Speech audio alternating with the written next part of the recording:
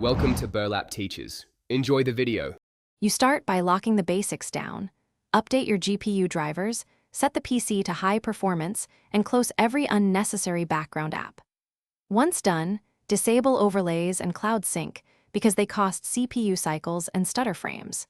Make sure to uninstall unused programs that auto-start and use Task Manager to identify CPU or GPU hogs. These quick actions free resources immediately and establish a clean baseline for deeper optimization.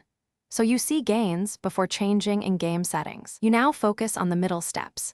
Change in-game quality settings to prioritize frame rate, lower shadows, textures, and post-processing, and reduce render scale to 90% or 80% if needed.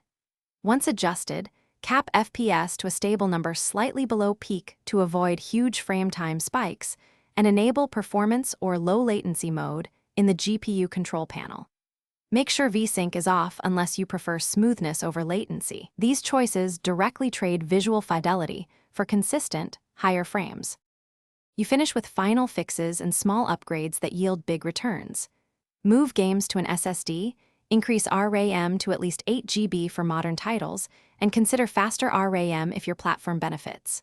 Once done, clean install GPU drivers and verify game files to remove corruption.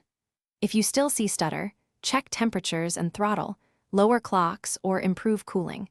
Alternatively, roll back drivers to a stable build. One tip: test each change individually so you know what actually improved FPS. Thanks for watching. Consider subscribing if this video helped you.